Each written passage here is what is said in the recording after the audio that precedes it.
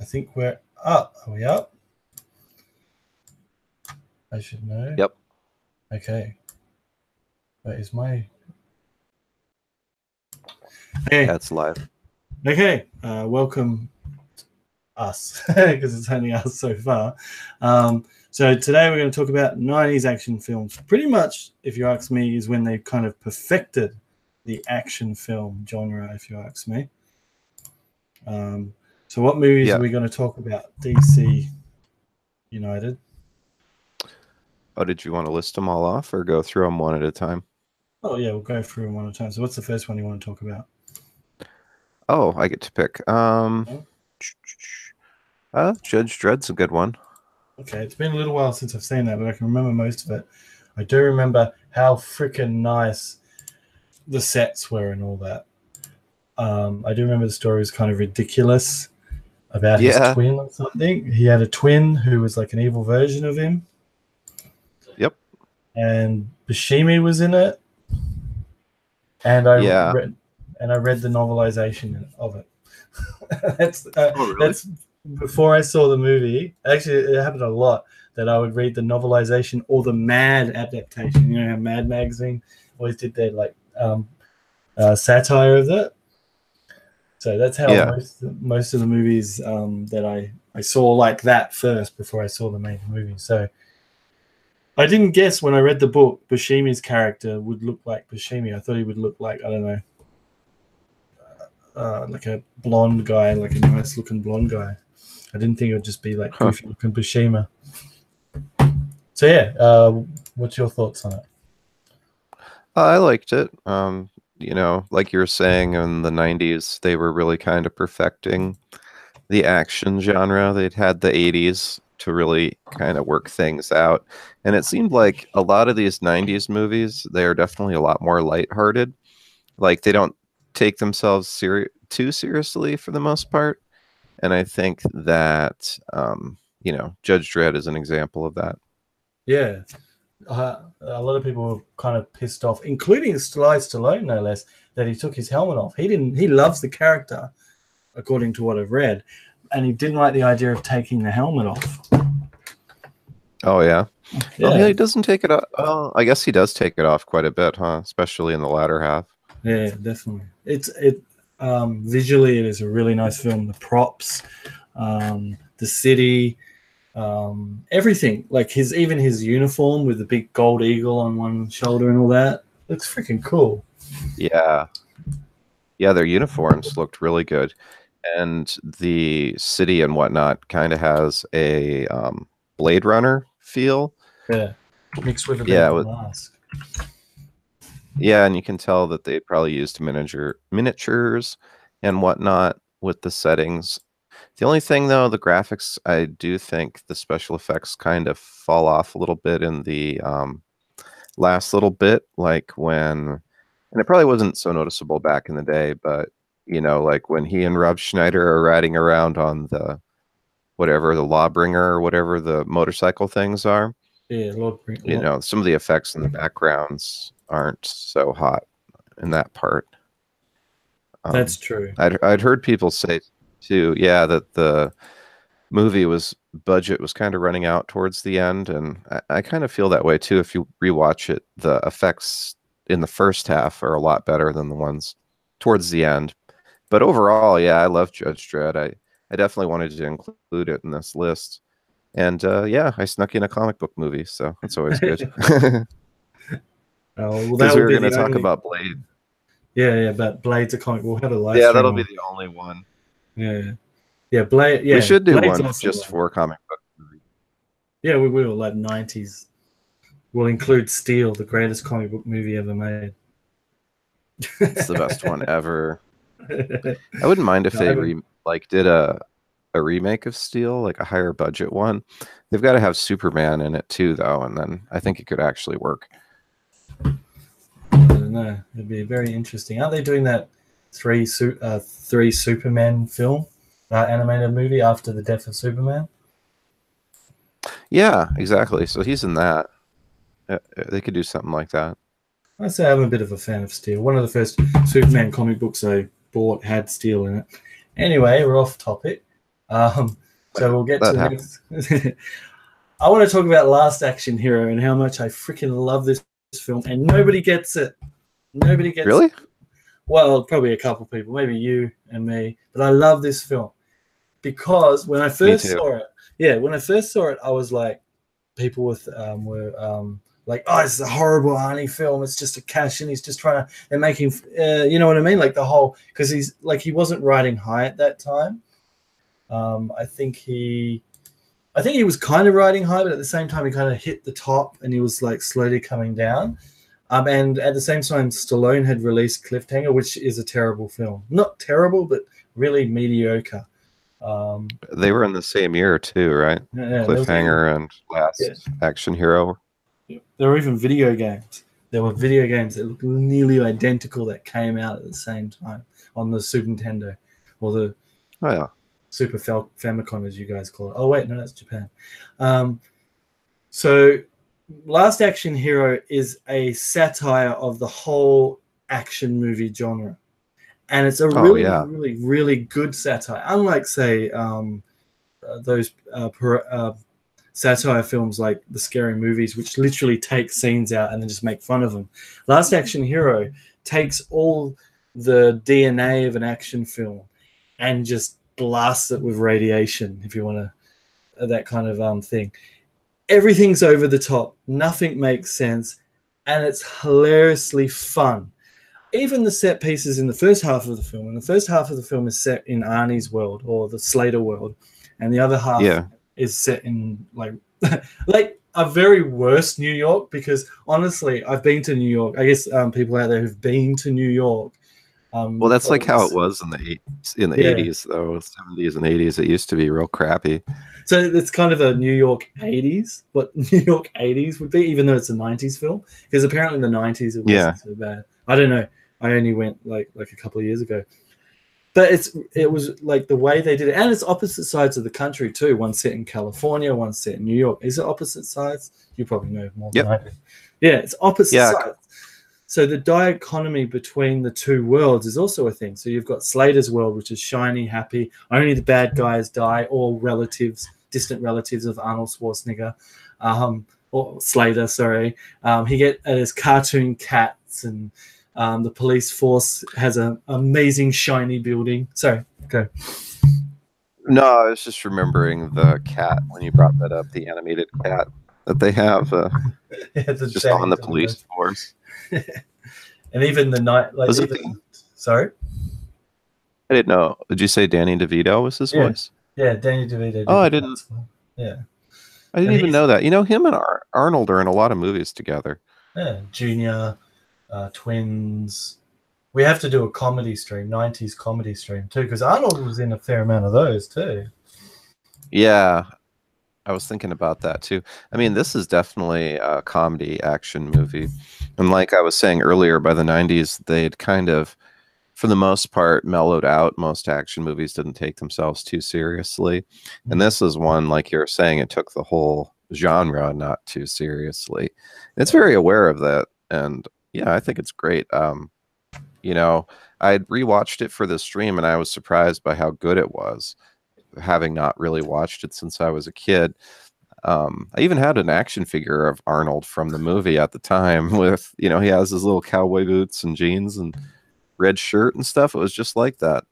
Some guys, I don't know. Sorry. Some guys got on 4chan, keeps posting his collection of what's the bad guy called with the glass eye? He's got like a car and he comes in the car and the guy keeps posting his like 6 collections he's got of it. He's got like 6 of them. And he goes, I don't know whether to sell them or not. It's like, why are you collecting the one toy?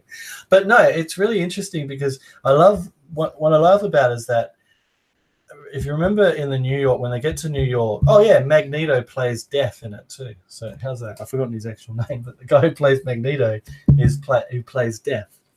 Old Magneto, not what's his name in the new X-Men films. But it's really interesting. The guy's in the diner with the Jack the Ripper character, and he's telling him that if we kill Arnold Schwarzenegger, you know, the actor, not the Slater, we get true freedom. But they don't really, do they? Like, the axe guy literally follows the script he follows in the movies, and even the guy with the glass eye does exactly the same. He follows the script, and it's really interesting. Arnold doesn't like Slater. Sorry, I'm going to say Slater for Slater. Sure. Has no personal life, as he says. My wife moved on years ago. Moved on years ago, and you go into his apartment. He's got a bed, and that's it. He doesn't have really any kind of furniture. It's like nothing. Yeah, so it's just empty.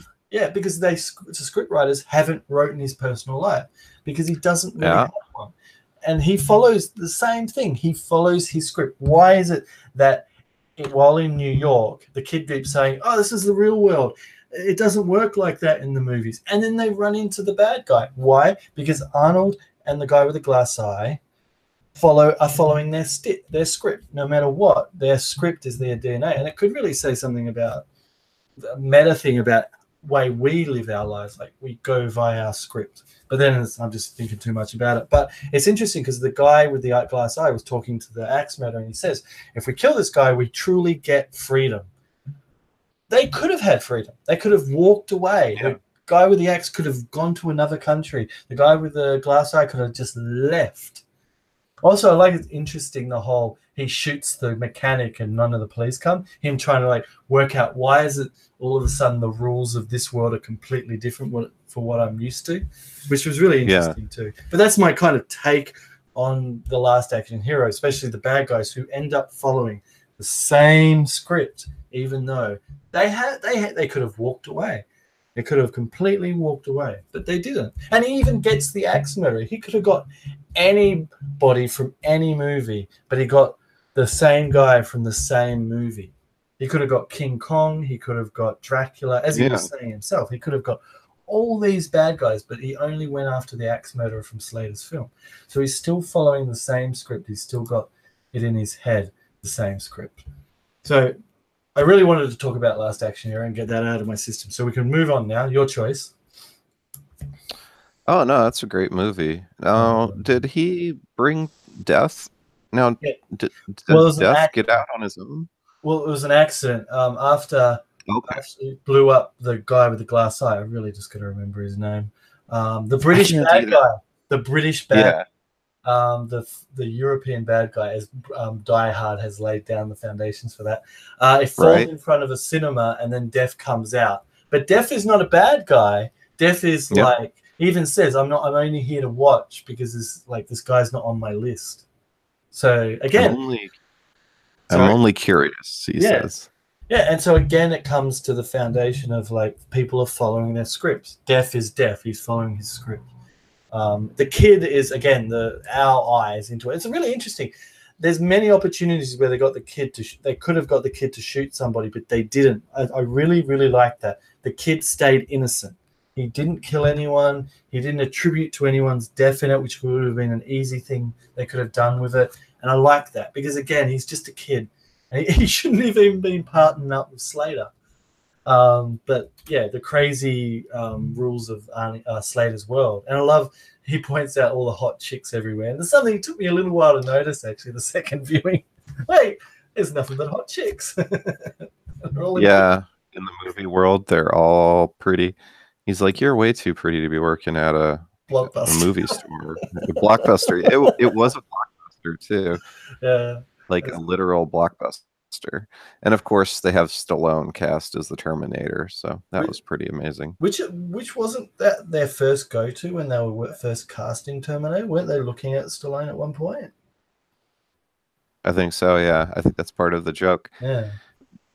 There's a ton of cameos too. Like doesn't Van Damme pop up at one point? He's on the red carpet to see the Yes, Van Damme, Steve Belushi, with his Asian wife.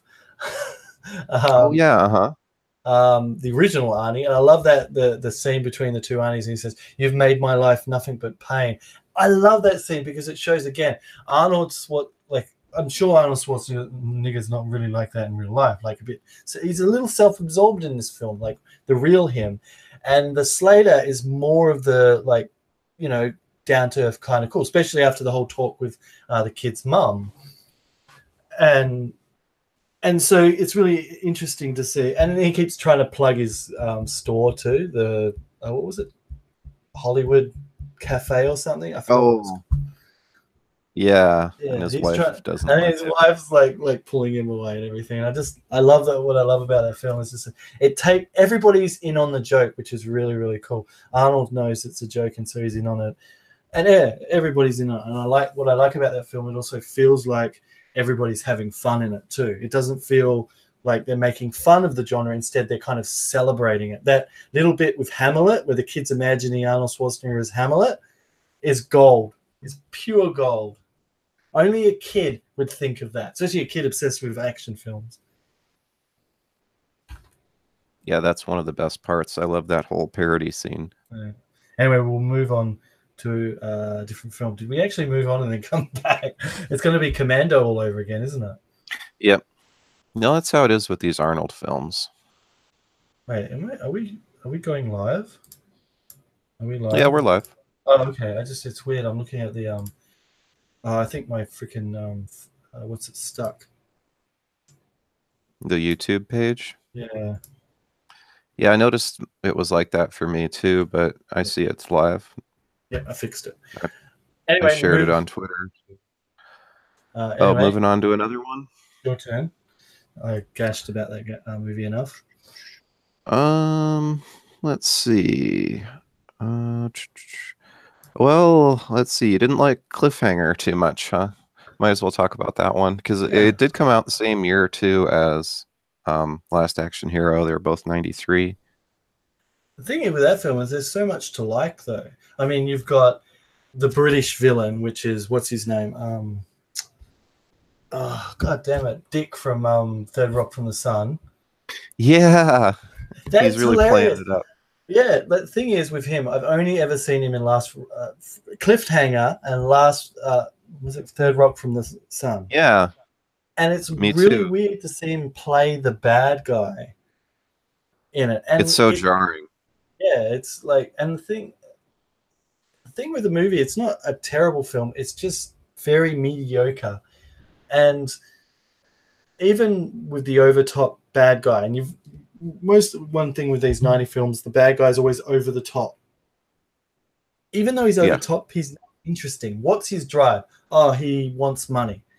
But then it's not really, I mean, what was it named? The guy from Die Hard 1. He wanted money, but he also, I don't know, it's hard to explain. He just wasn't very interesting. Even though he's kind of over the top, he wasn't interesting. His motivation, I want money. But I mean, he was supposed to be a terrorist or something, or he went to the other side.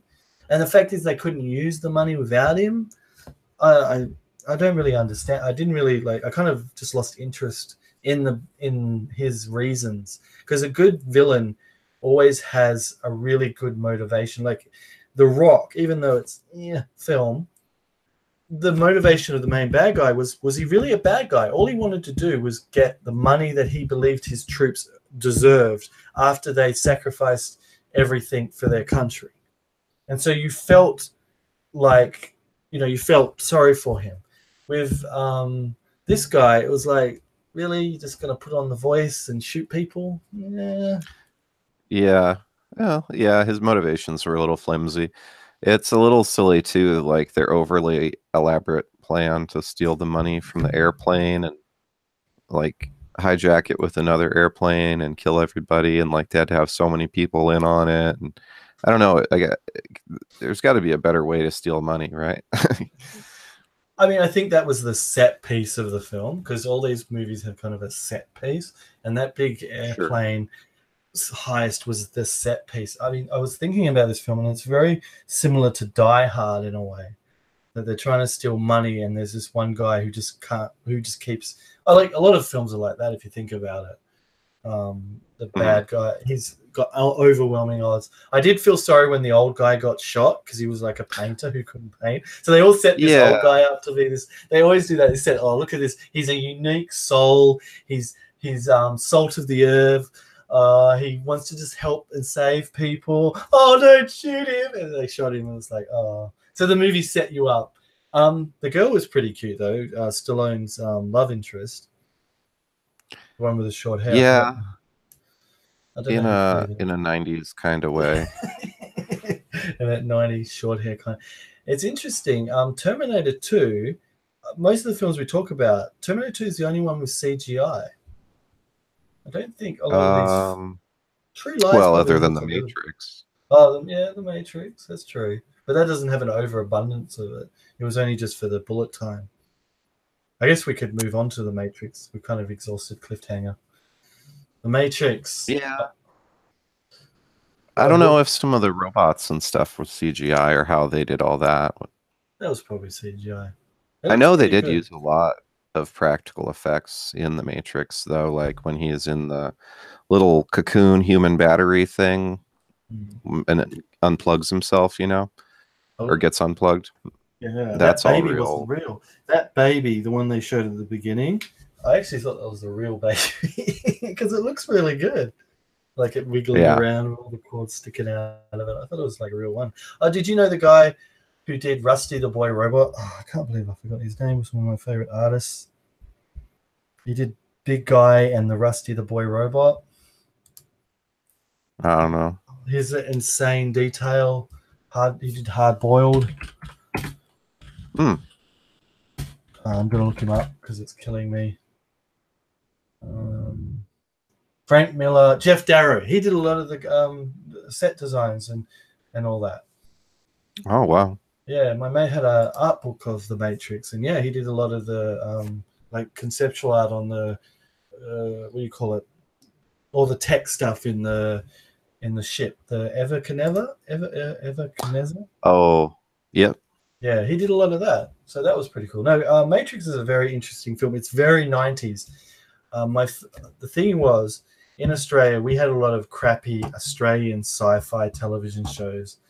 Television, and a lot of them were, well, this is the future, and the future is a bunch of those pipes and rubbish thrown everywhere, and red and blue lighting flashing everywhere. That's the future. So when I was going to see The Matrix, I was like, it's going to be like that because it was shot in Australia, and Dark City. Dark City, which is one of my favorite films, it's not on our list. I guess you wouldn't call it an action film, but that's a really, really good film. If you haven't seen it, I highly recommend seeing that. It's got Bruce Spencer in it, who's a very famous Australian actor, big, tall, lanky, bald guy. Yeah, it was shot in Australia, and I thought it was going to be like that. And me and my brother went and saw it, and I was like, it blew me the effing away. It's the only film I've seen twice, other than Lord of the Rings. First Lord of the Rings. So I don't see any film twice, and I don't buy it on Blu-ray or DVD until it's cheap. And I bought that when it came out. So that's how much Matrix affected me. Yeah, it was definitely the, best thing up until that point as far as action movies and special effects and whatnot, I think. Yeah, that freaking bullet time. Man, how many movies did that? Do you know Witchblade, the television series, had bullet time? I believe it. They've just put it in everything after that. It was really cool and unique at first, and then they just kind of overused it with everything. Oh, they always do. They always do that. Like even the sequels to The Matrix. Oh man, they just couldn't compare. Especially after Renaissance and all that freaking collection of like short cartoons and stuff. I mean, far out. Animatrix? Yeah, Animatrix. They just knocked that up. Like the Matrix was the Matrix, but then the Renaissance and the Animatrix and that, and then it just hit the levels even higher of people waiting for this film. And then the film came out. It's like, well, no, you can never be as good as the Matrix and all that Animatrix stuff. Yeah, Reloaded just was disappointing. Yeah, it was like Batman Forever. Oh, I better not say that. No. Not that bad. So we'll go on to True Lies. I love this film too. Oh, yeah. This is a little bit of a kind of a making fun of a little bit of the action genre. Yeah. This is probably because of what's happened recently with Tom Arnold. I actually like Tom Arnold and Arnold Schwarzenegger's chemistry in this film. I really did like the fact that Tom Arnold's kind of like the voice of reason for Arnold's pure brute strength. Like when he finds out his wife's cheating on him, and Tom Arnold is trying to talk him out of doing something drastic. Yeah. And I really like that. And just all over the film was really good.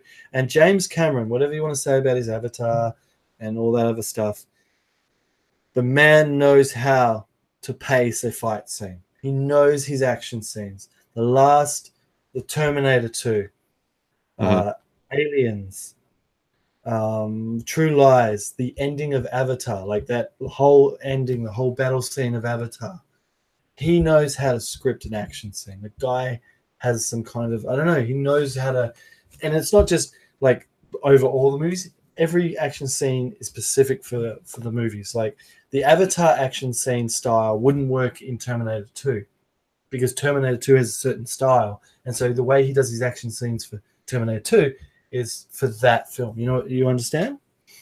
Yeah, of course. Yeah. So he's able to change his filming technique to fit each movie. Even Titanic, whether you like or hate that film, it is like that whole where the ship is sinking, which I guess you could call an action scene. It's pretty freaking pretty amazing. I mean, people falling off, hitting stuff. Yeah. Like showing the cabins getting filled and the guys playing the instruments and stuff. So generally, the guy knows how to do an action film, and it's a funny film. It's well paced. I like how Arnold Schwarzenegger is the reason, or his character is the reason why things got as far as they did. If he wasn't concentrating on catching his wife out, he would have caught on to the main bad guy. And another thing, that film would never be made today. They could never make that film today. Probably not, huh? No. The bad guy. Well, things have changed so much. Yeah, I know. Sorry, I'm rabbiting on. Your thoughts? Oh, that's all good. Yeah, True Lies. As far as the action and stuff, I was, when rewatching it, I was surprised by how much action there is.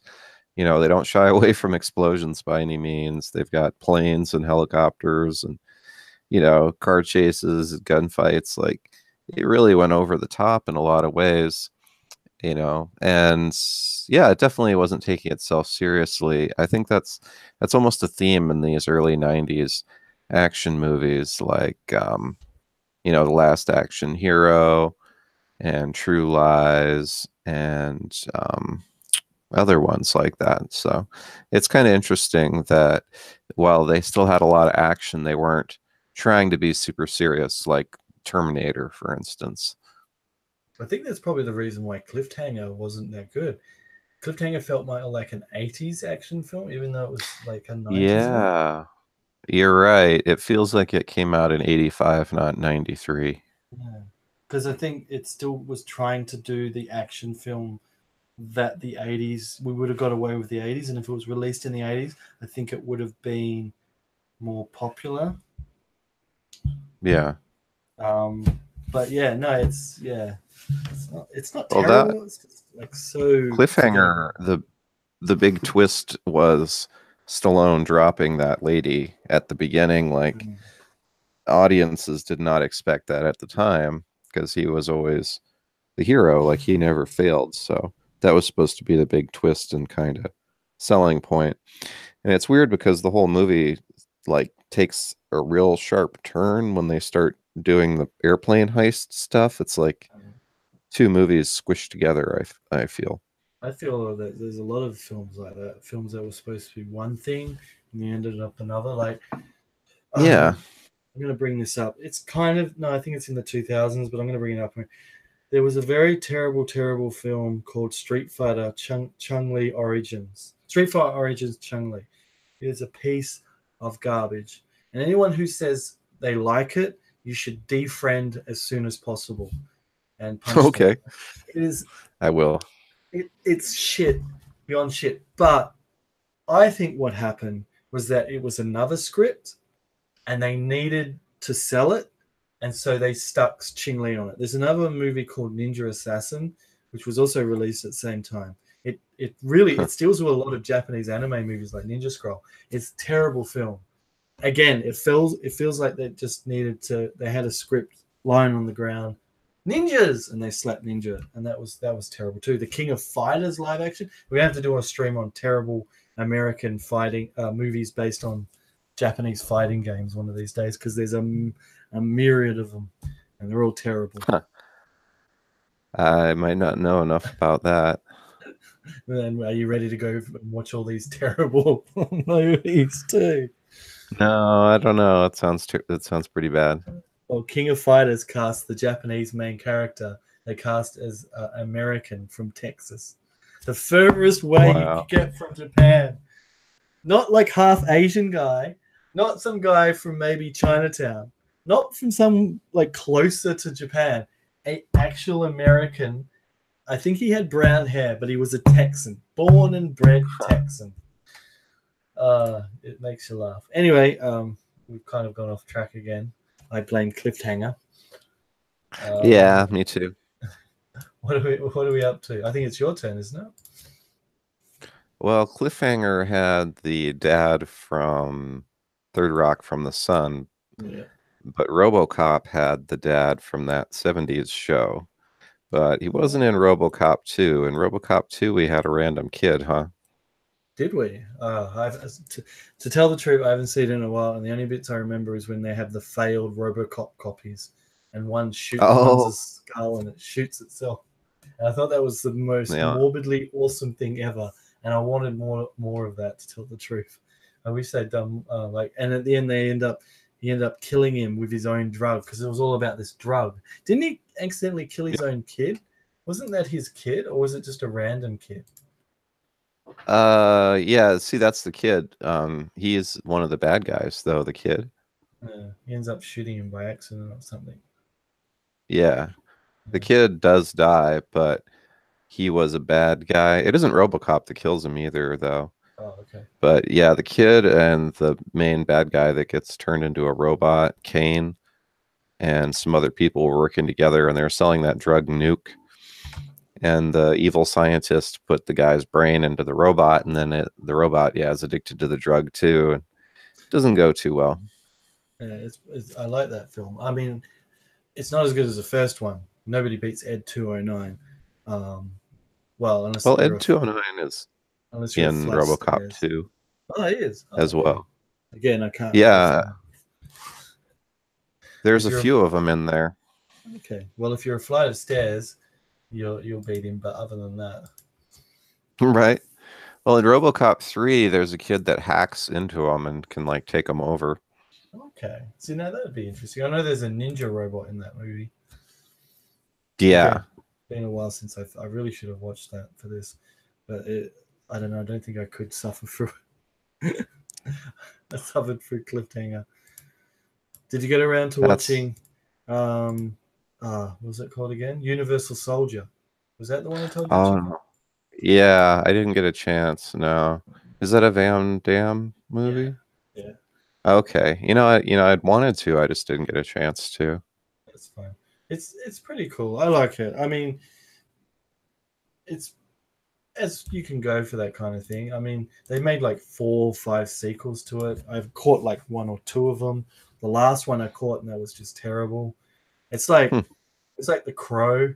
They hit lightning with the first one, and they just don't know how to do it again, and they just keep trying to do it, and every time it just fails. And you go, well, the last 10 times you did it, it didn't work, so maybe just leave it. Same with Highlander. First one, it was okay, and they just can't get it right from then on. Yeah, they often don't do a very good job with sequels. Yeah, that's like lightning. They just can't get their lightning right, I guess. Well, they have light. They get the lightning out of the box, and then it's like Terminator 1 and 2, brilliant films, but every time they remake it, or every time they make it again, they keep failing it. Alien is the same. There's Aliens, isn't that 1990? That's more of a horror film, though, isn't it? It does have guns in it, though. They've definitely made a lot of sequels to Alien. Yeah. Honestly, it ended with Aliens for me.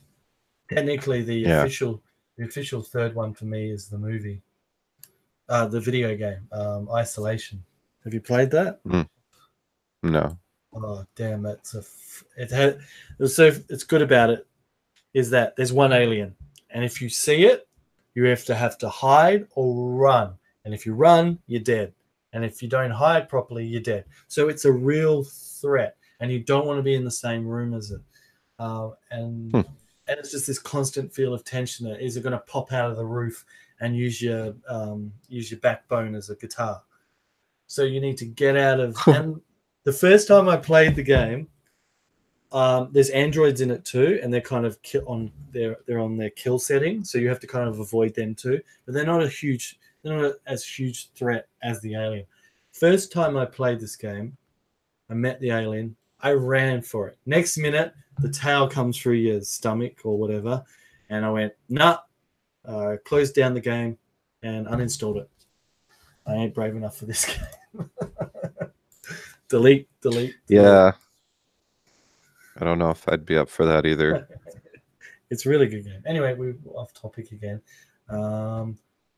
We're not going to talk about any John Woo movies because I want to like to do a stream in the future on just Hollywood John Woo films because it's a very interesting thing to talk about because he has a very unique look on the Hollywood action film. Yeah. So we moved past RoboCop. So what do you want to talk about next? Did you end up watching Copland? No, but I have seen it. I do remember that Stallone was overweight. Yeah, he was a little bit. Sorry, man. I was going to watch. I have watched it. I know that he shot someone when he shouldn't have. Did he live on a boat too, or am I thinking of another movie? No, he had a house. He's like a small town sheriff, though, where all the corrupt cops live. Oh, that's it. And, and they just kind of he's supposed to just look the other way and finally gets fed up with it. I don't know. I thought it was a really good movie. It's a more dramatic role for him. Well, tell us about it. Tell us to the unassuming. Tell us why we should watch it. Well, like you're saying, he's kind of out of shape, but that's like his character, and it's from '97, so it's after he'd already been Rocky and Rambo and everything, so he kind of came back in this role. And there's all these corrupt cops that are in New York City, and they set up a deal with the mob to own this, all these houses and stuff, and basically set up their own town in New Jersey. So Stallone's just the sheriff of that town, and he's kind of just been looking the other way on all the illegal stuff these crooked cops have been doing. And, it all comes to a head when he lays down the law, essentially. So I thought it was really good. And it's got, who is it? It's got Al Pacino or someone in it too, I think, is the bad cop. Let me double check that. Wikipedia. I thought it was good. Ray Lolita? How do you say that? Yeah, Robert De Niro and Sylvester Stallone were in it. Yeah, wow, it's got a bit of a Harvey Keitel, Robert Patrick. Yeah, C-1000's in it. I thought it was good. Okay, so what sets him off? Did someone murder someone who shouldn't have? Yeah, it's a whole combination of things. Like the cop, one of the crooked cops is supposedly he kills himself, but then he sees him in the town there and realizes they've been hiding him. And then also the internal affairs police from the city that are investigating the crooked cops start talking to him and whatnot. Okay, well, made triple its budget, which is pretty good. Was it well received? Yeah, I saw that just on its box office. Didn't have a huge budget to start with, though, which helps. Well, it's interesting because unlike 1991's Oscar and 1992's Stop or My Mum Will Shoot, I completely forgot about that thing. Previous high-pro attempts at branching out to one-dimensional action roles, both which ultimately ended in commercial unsuccessfulness, critically panned and often real. Copland is a star-studded heavyweight and so has met with high expectations as a multifaceted story based around corruption in the New York police force. Yeah, I thought it was really good. You know, it's definitely one of his best movies that isn't a Rocky or a Rambo, I think. Yeah, he's got two iconic characters under his belt, doesn't he? Rambo and... Oh, at least. I guess Judge Dredd too, but they only had one movie. It's interesting. I mean, now he's in Guardians of the Galaxy. Apparently he's going to be in the third one. So, like, I don't know if they're going to do Guardians of the Galaxy 3, though. Remember James Cameron got fired? No, James Gunn. Yeah, James Gunn got fired, but they're going forward. Yeah, but they're going forward with his script. I honestly hope it's a prequel and it follows Stallone and his crew. Oh yeah, I forgot he's in those, huh? He's one of Yandu's kind of people in that. The Ravagers, right? The Ravagers, yeah. Oh, sorry, it's a Marvel. It's a Marvel comic movie. Yeah, I'm triggered. It's got Stallone though, so it's all right. I guess we could talk, if you want, we could talk about Terminator 2. Yeah, that's always a good one. Judgment Day. One thing to say, it's brilliant. Which ending did you like? Did you like the road or did you like the shiny, happy ending? Jun. I don't know if I've seen the alternate ending. The alternate ending is an older Linda Hamilton. Is that who plays Sarah Connor? Talking about how the future is bright and there's kids playing on the what do you call it? The thing that gets nucleared at the beginning in her dream. Remember, she had the dream about nuclear bomb. The playground. Yeah, the playground. That's it, and it's the spinny thing. I don't know what you guys call it. I call it the spinny thing. The merry-go-round. The merry-go-round. And the kids are playing on it, and she's going on about how the future is bright and everything. And there's no more Skynet because we punched Skynet in the face. Well, the ending is they killed the T-1000 like they killed the Terminator in the first movie, basically, right? Yeah, but then there's like two ending alternatives, like just before the credits. One is the open road, dark open road, which I like better because again it opens. But honestly, if they just stopped with Terminator 2, I would have been fine. It still haven't done anything of the future. This is the same with aliens. I want aliens on Earth. Can't we have a movie where the aliens are on Earth? Why is everybody afraid of bringing aliens to Earth? Why are we afraid of making a Terminator movie set? They did that one Terminator film, but it wasn't really set in the future. Not like The Dark, where the robots are crushing the skulls future. Yeah. I want like in the beginning of Terminator 2. Which is the best freaking beginning of a movie freaking ever. Just the tone for the entire film. Robot exoskeletons with their Gatling guns crushed. And this is, mind you, this is after seeing Terminator 1 and seeing the only robot get crushed. And it was pretty scary how he was like this big freaking robot exoskeleton coming after Sarah Connor. And then in the second one, it opens up with about 3 or 4 of them. It's like, that's it. Humanity's screwed. Everybody go home. Oh, yeah. But no, it's a brilliant opening, and it just gets better from there. There is added scenes, apparently, but I can't remember.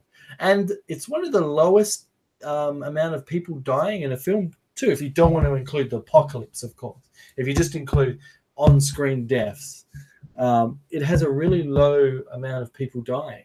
Like that poor guy who got in the middle of Arnold and the T-1000. But hardly any cops died because, what's his name? The kid, Edward Furlong. Is it Edward Furlong who played him? The security, it's just the security guard, I think, that the T-1000 kills, and then the cop that the T-1000 kills at the beginning. Maybe 1 or 2 of those bikers died of their injuries. but that was off screen. Yeah, most of the violence is like them shooting the T-1000 and stuff. Like it doesn't kill it, and there's a lot of car chases, huh? Yeah, so like you know, when he's on the motorcycle.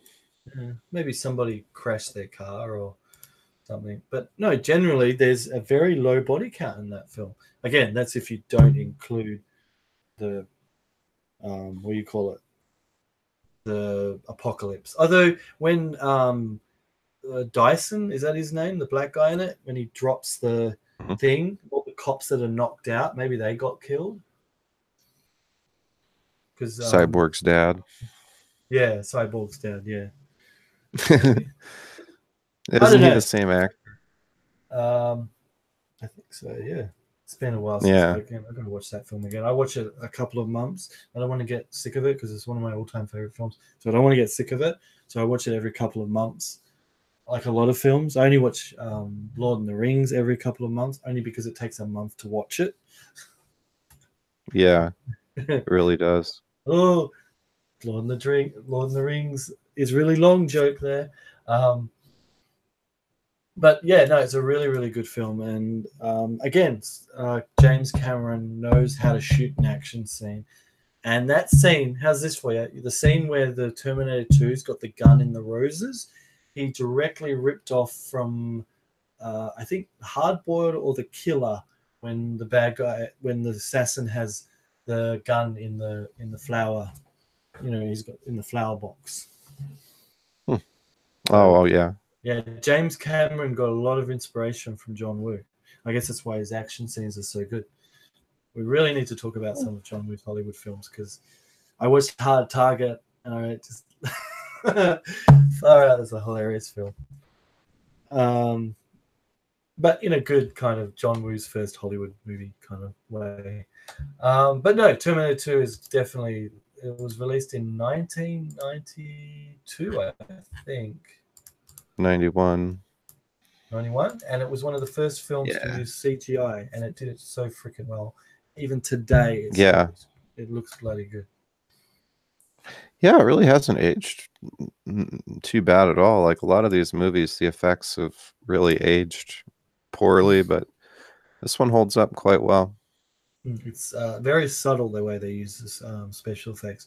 It's not overdone, unlike a certain every other film after 2000. Yeah.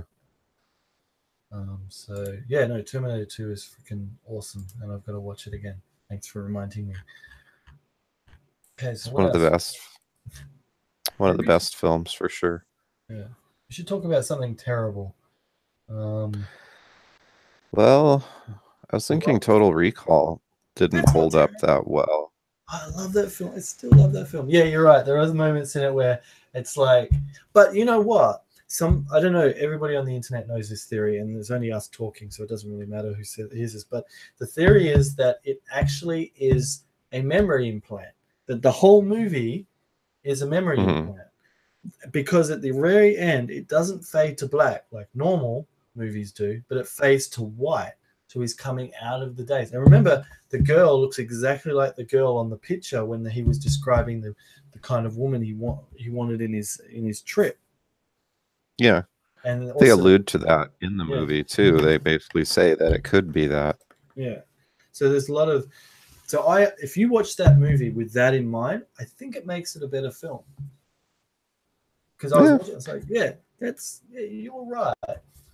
Yeah, like even that bald guy, when the bald guy comes in and tries to talk him out of the thing, is that just a random bloke that he brought to convince him to come out of the room? Or is it like a program to get him? And remember, he said, if you shoot me, it's all downhill from here. It kind of does go kind of nuts after that. I mean, even shoots his own wife.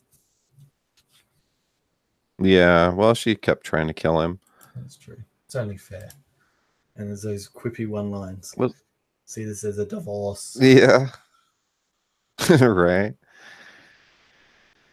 That one, I mean, it's not a bad movie by any means, but the special effects don't hold up as well as some of the others, like Terminator 2. Is it an earlier film than Terminator? Because that didn't have any CGI in it, Total Recall. It's all practical. Well, I guess that would make a difference. I think it's maybe 1990 instead of 91. 2 weeks. Terminator 2 had a huge budget, though. It had a $100 million budget. 2 whereas weeks. total 2 weeks. I love that scene. And then he opens it and he goes tick, tick, tick, tick, tick, tick. I love that. That was freaking cool.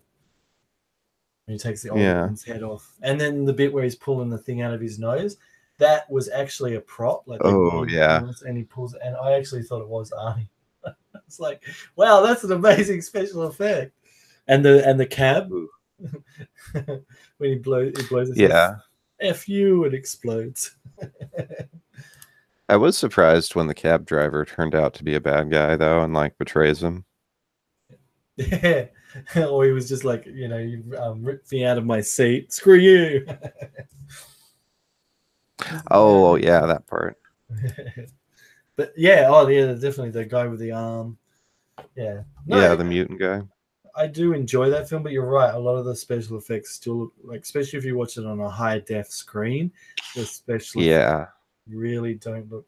They really pop out, and not in a good 3D way, in a terrible blue screen kind of way, especially the dome. But you have to admit, some of those designs and stuff, like the ship and the train and all that, they look so freaking good. Yeah. The settings and stuff definitely look good, but yeah, you get the blue screen kind of outline around people. When they're inside the dome, you see that a lot. Yeah, you have to pull out your old CRT before you watch it again. I guess so. Yeah. But it did have half the budget that Terminator 2 had, so I think they did pretty good. Yeah, sometimes half the budget is a good thing, because then you have to really be creative with what you got. Yeah, and it gave us Arnold with his eyes bugging out, right?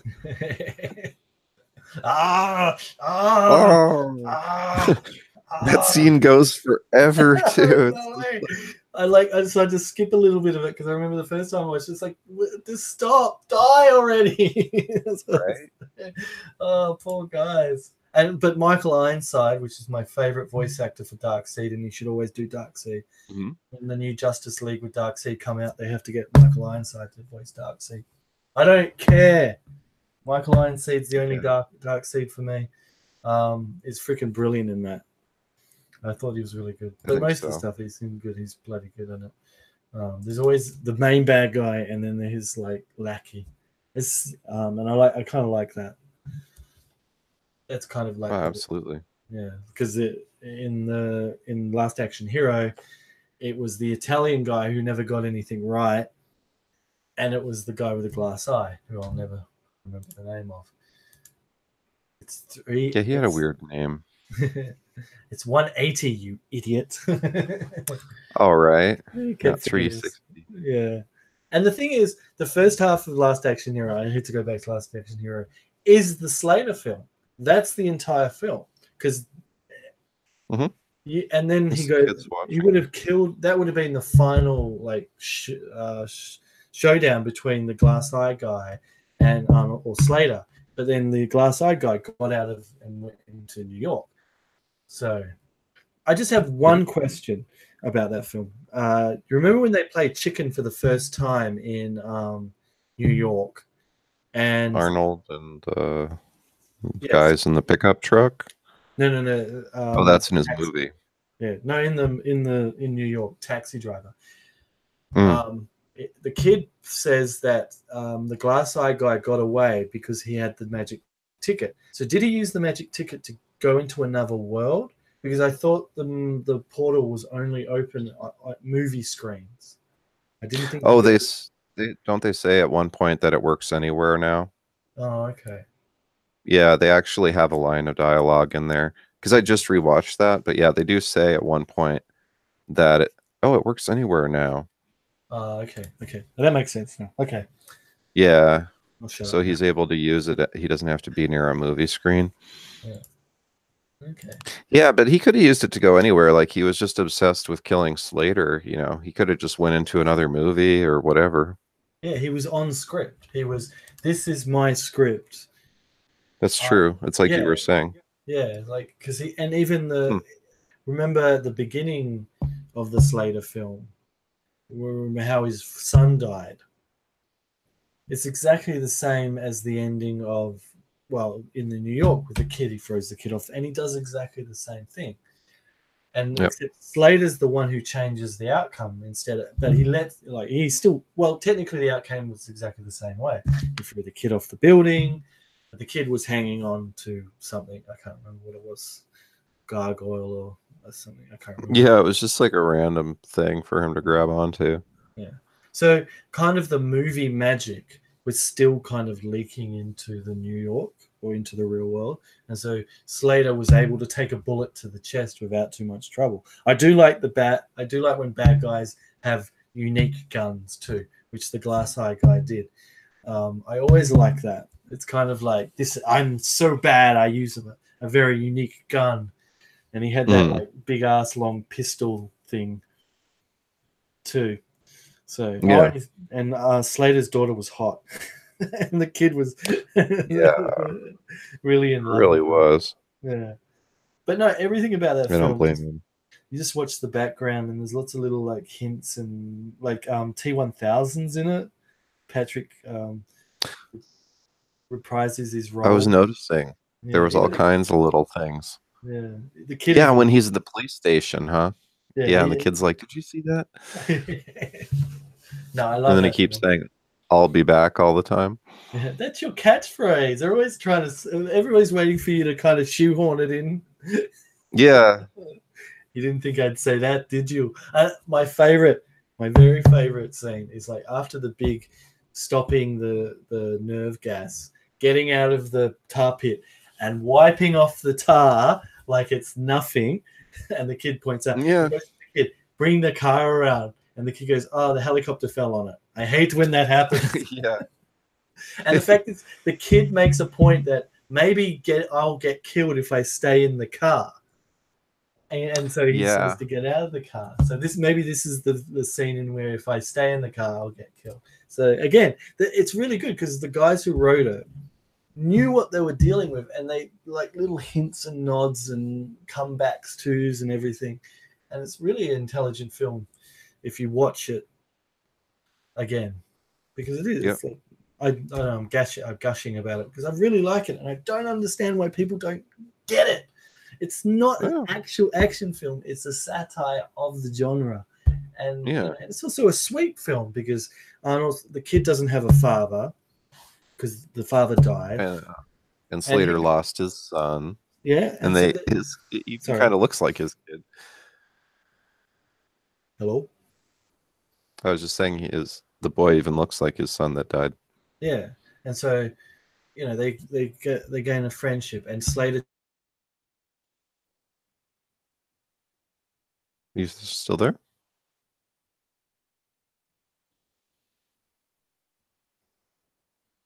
Hello?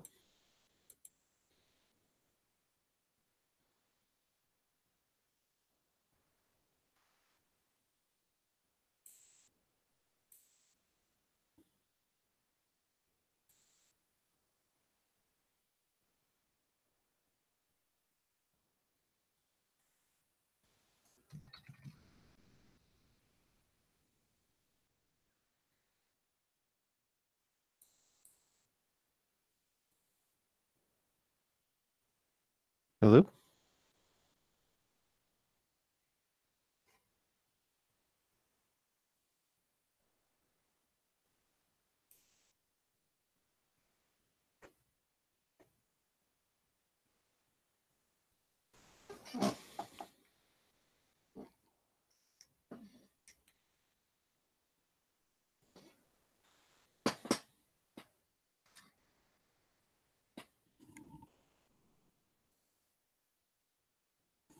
I think something's wrong with my speakers.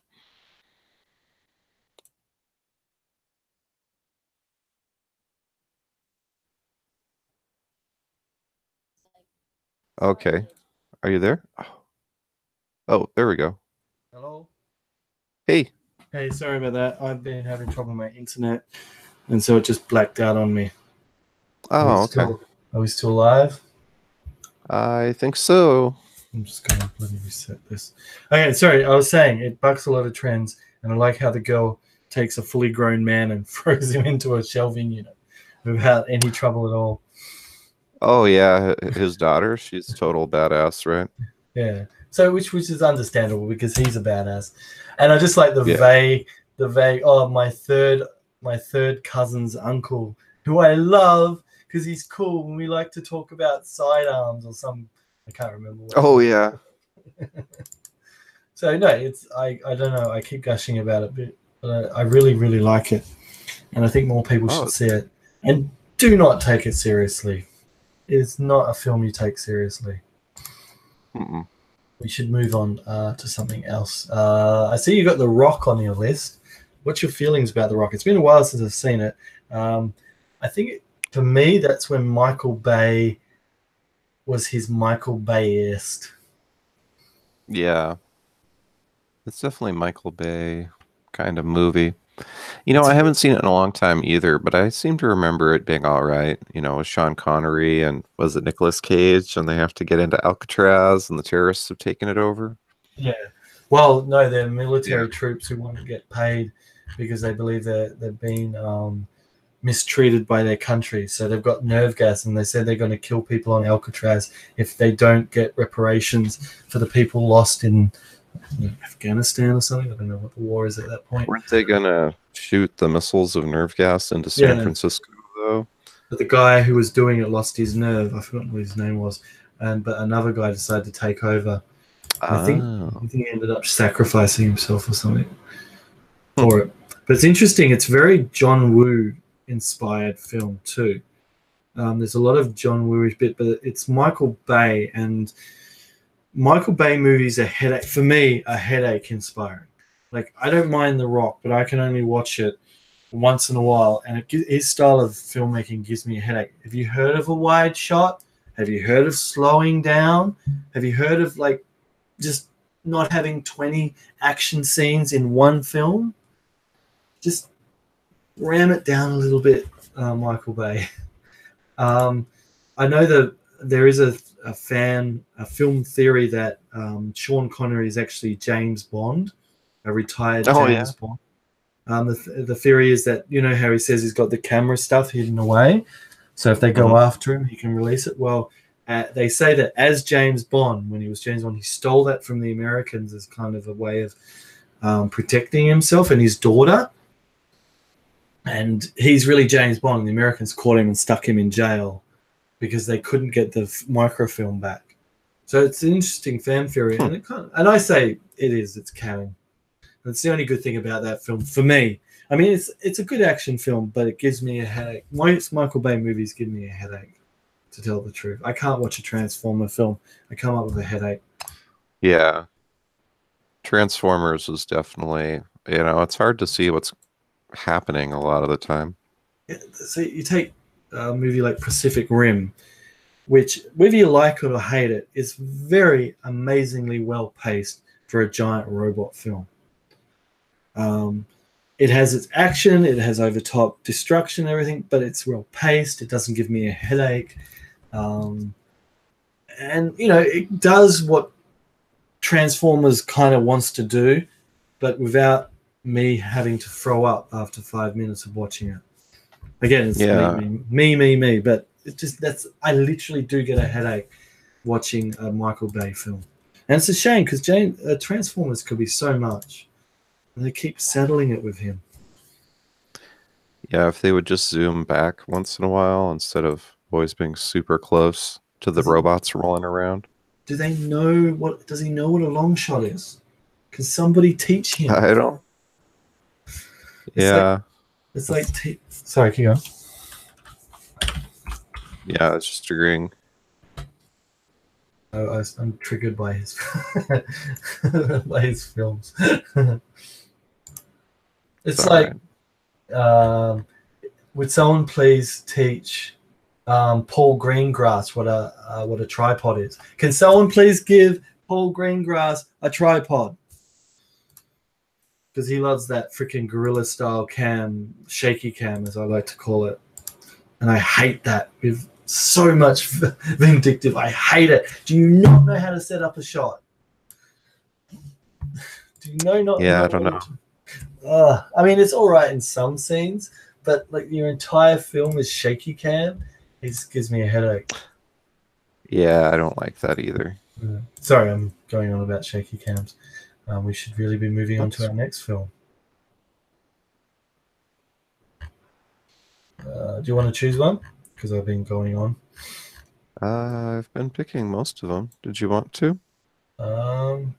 We covered Total Recall, True Lies, RoboCop, Terminator 2. Demolition Man, that's an interesting film. It's literally what's happening now in California.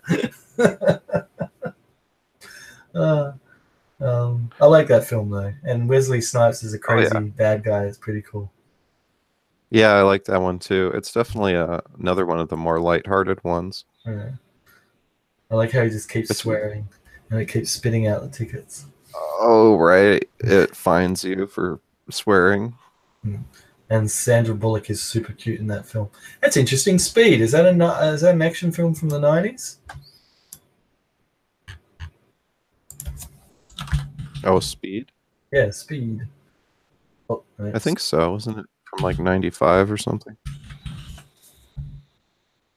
Speed Racer? Speed, 1994. We didn't even... Man, it's like the 90s action film. People's heads get knocked off by lighting and everything. Yeah. And it's Keanu Reeves' first action film, if you think about it. I mean, before that, he did Bill and Ted's Excellent Adventure, Point Break. Point Break. That's like a kind of an action movie. Yeah, it's got a more of like a bank heist movie. I thought it was a terrorist film. The guy's got the bus. If he goes over, Point Break. Oh, Point Break. Okay, yeah, it's kind of. I like was it heist films? Point Break's one of my favorites. Next to the Heat and The Town. If you can get past and Reservoir Dogs. And Reservoir Dogs. Well, you never see the robbery in that, though. Is the weird thing. Well, it's based on a Hong Kong movie called City on Fire, which does show the actual thing. Very loosely, like the way the group is and everything like that, and the way it ends. Huh. Yeah, so I never knew that. Yeah, they went to City on, and it was City on Fire, Prison on Fire, and I think there was a Prison on Fire too. I can't remember. I have seen Prison on Fire and City on Fire. I had an awesome video store where they had like every Hong Kong movie ever, and I saw nearly all of them. Once Upon a Time, the Jet Li things, A Better Tomorrow, where the whole gun Carter kind of thing came from. It's actually a comedy more than an action film, which is weird when you watch it because it's like literally the kind of petri dish of the John Woo style. And the double guns, the jumping sideways and firing, the doves, all the things that we know that are John Woo came from Better Tomorrow. So it's really weird. And then he did The Killer and Hard Boiled, and when he went to Hollywood and did Hard Target, but that's another video live stream entirely. But no, Speed is an action film. It's got Sandra Bullock again. Sandra Bullock again. She's like the action girl in the 90s, wasn't she? She was in a lot of action movies. Dennis Hopper was the bad guy, which is pretty cool. I'm sure he's never been the bad guy before in a film, another film ever. Wait, wasn't he the bad guy in Hunt for Red October? Maybe. Maybe I'm wrong. No. Rebel Without a Cause. From Hell to Texas. Oh, he was in David Lynch's Blue Velvet, a movie I haven't seen for a while.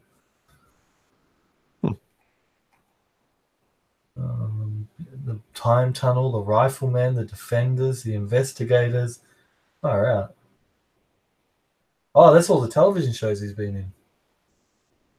All right. Anyway, going on to Dennis Hopper for some reason, but no, I'm sure he's been a bad guy. But he was a pretty cool bad guy in that, and he got his head knocked off at the end with a light, which is I always like when the bad guys go out. Wesley's. Sorry? Yeah, Wesley Snipes got his head kicked off too. Yeah, I love when bad guys in Demolition. Yeah, bad guys should always, in action films, should always go out the most, like, freaking big ways. Like, John Lithgow, that's his name, Third Rock from the Sun, he was in Cliffhanger. He got helicopter blown up. Oh, yeah. Yeah. Last action. Or the terrorist in True Lies. Yeah. Helicopter blown up. We've got to think of all the helicopter blown up bad guys. Crap. That's the only ones I can think of. But the main bad guy always has to go out in a really cool way. Because then, Oh, absolutely. Yeah, he can't just be shot. He's got to, like, crash into something else and like in Broken Arrow. John Travolta gets nuclear bombed in the chest. The nuke doesn't go off, but he gets it in the chest or in the stomach. Yeah. In Face Off, I think he gets. John Travolta yet again gets speared in the stomach with a spear gun. I really want to talk about Face Off because I've got some feelings about that film, but that will wait for our John Woo Hollywood live stream if you still want to do that. Sounds like a plan. Yeah. You just got to find the time and keep freaking. Yesterday, I left something at work and I had to go all the way back for it. That sucks. I needed my wallet. So tomorrow I go to the comic shop. So I finally pay off the Voltron for my sister's kid and collect. Have you been watching? I guess you haven't been reading Magic Circle. Is it Magic Circle or Magic Order? Magic Order. I think it's Magic Order, right? Yeah. It's not too bad. I mean, Mark Miller doing magicians is kind of like Mark Miller doing superheroes. Yeah. Expect a really convoluted ending that, like, completely, like, we build up to all this and then it just ends. It's like, okay, really? Okay, just like his time traveling one, which just kind of ended. Did you read that one? You probably didn't read that one. I don't think so. Chrononauts, yeah, Chrononauts. I've also been collecting that Batman collection. Partworks. Okay. Yeah, up to City of Owls. And okay. City of Owls and the City of Owls one was pretty good. Is that Scott Snyder or Grant Morrison? Yeah. I think it's that was a good run back then. Legend of Batman, the City of Owls. Sorry. Yeah, Scott Snyder. Co-written by James Tynion, Greg Capullo, and Jonathan.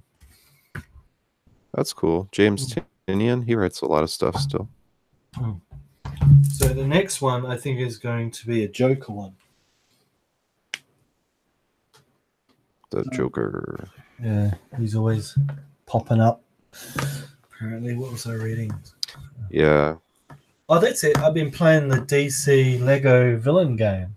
And it's very similar to that Justice League, where the Justice League disappear and the Justice Syndicate take over. Run of Justice League. And I think they've got all the original voices back from the the animated show. Mark Hamill done the Joker. Is it Tara Strong who does Harley Quinn? Harley. Yep. Mark Hamill. I said Mark Hamill. Kevin Conroy. They even got the guy who does Lex Luthor's voice. He's Lex Luthor for me. There's only one Lex Luthor, and it's that guy.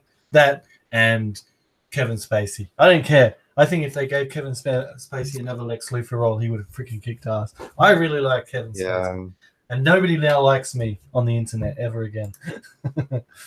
No, but Superman Returns, his Lex Luthor was one of the better things about that movie. I did think he did a good job with that role. Yeah. That whole meme, no! He goes, no! Yeah. The movie had a lot of problems, but his portrayal of Lex Luthor was good. Yeah, I really liked it. I think that's the way Lex Luthor, although the whole giant kryptonite island thing. I mean, what was his end game with that, really? It's like, oh, I'm going to make my own island and people have to buy the land. I'm not going to buy a land on a giant radioactive rock. Are you insane? Yeah, the movie had a lot of problems. A lot of problems. Where am I going to put my house? It looks like my house would slide straight off this thing. Yeah. It was just like a lame rehash of the original Superman movie, because remember Lex Luthor wanted to like do some stuff with real estate in that one too. Except that was better. Yeah. No, yeah, it was like a knockoff of that. Essentially. It's a shame really, because that movie, like as you said, it has really good aspects in it. I thought it captured Superman quite well, especially in modern times. I'm sorry, the thing is, I like Cavanagh as an actor, but I don't like him as Superman. Yeah. I think. Well, the whole thing in Superman Returns with him and Lois being like broken up and stuff, I don't know, that was kind of weird. Yeah. I don't know. It felt like some stuff went on when you weren't around, and then the movie came along and said, yeah, stuff went on, and when nobody's like, you weren't around. Sorry. Yeah, true. Yeah, I do like the plane when he saves the plane, and I do like the bit where they're firing bullets at him and it's hitting his eyes. I want more Superman ground level stuff, like where he's saving people and stuff. That's the same problem I have with Spider-Man. I want more Spider-Man ground level stuff. I want Spider-Man saving purses or balloons, as in Spider-Man 2, the video game. I just want that because I feel Spider-Man's a ground level superhero. Yeah. Yeah, and you know what? If I was to write a Spider-Man movie, I think I've done this before. I've said this before on one of these streams. I wouldn't have a main bad guy. I would have a mafia or whatever, and Spider-Man has to take them down. Something like that. That's what I would have. I wouldn't have like the Green Goblin or whatever. I would have him dealing with the mafia or the gang or whatever you want to do. Yeah, that could work. Yeah, because then you can concentrate on Spider-Man. You don't have to worry about... I mean, you have a bad guy, of course, and you can make him bad. But you can concentrate on Spider-Man and his personality and the way he's dealing with being Spider-Man. You don't have to worry about his duality with the Green Goblin or, all that crap. You just can concentrate on Spider-Man as a person, him dealing with his powers and his Aunt May and his, Biff. Is it not Biff? The bully and all that. Mary Jane and all that. You can deal with that. Mm-hmm. And you don't have to worry about Green Goblin and William Dafoe, who's still actually more scary without the mask. Right. When he was in Death Note, honestly, I thought they didn't CGI him. I thought he just put a costume on. That's how scary he is. Yeah. That movie was terrible. I believe it. That movie was so terrible. Yeah. I didn't watch the live action.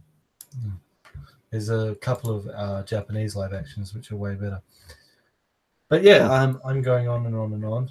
Do you want to leave it there? You sound a bit tired. Oh yeah, no, might call it good. I guess it was cool to talk, but did we want to pick our favorite overall? Yeah, you think so? It's probably the best of the '90s action movies. Last Action Hero, very close second. Yeah. I can co-sign that. Terminator 2 and Last Action Hero. Terminator gets too much love. Last Action Hero doesn't get enough. They can share the spotlight for a little while. That sounds fair. Okay then, cool. Are you going to? Do you want to edit this, make it all shiny, or? Yeah, I could make like a highlight video and post it on my channel too if you want. Or I was thinking of doing that anyways. Yeah, just I don't know. Do you rip it off my channel or how does it work? Yeah, that's what I do. Okay. I can download any YouTube video, so once yours is posted, I can just download it. Okay, groovy. I'll let you do that. Oh, did you try that program I passed to you? I haven't. I've just been using mine, but I will eventually. It's pretty cool. Yeah, I'm sure it works better for longer, bigger projects. I just haven't, it's like easier to use something I already know how to use, but that's true. I definitely will. Okay, well, we'll leave it there. I say goodbye to everybody out there. They'll probably watch the re-upload anyway. If you guys do, don't forget to subscribe to DC United and mine, although DC puts more videos out than I do. So you'll definitely probably get more mileage out of his subscription than mine. And hit a like button and throw in your comment. What's your favorite 90s action film? And actually, what's your least favorite one? Yeah. Thanks, DC. Thanks, everybody out there. Do you want to say anything? Any last words? Oh, no, that's cool. Thanks for listening, everybody. It was fun. There you guys.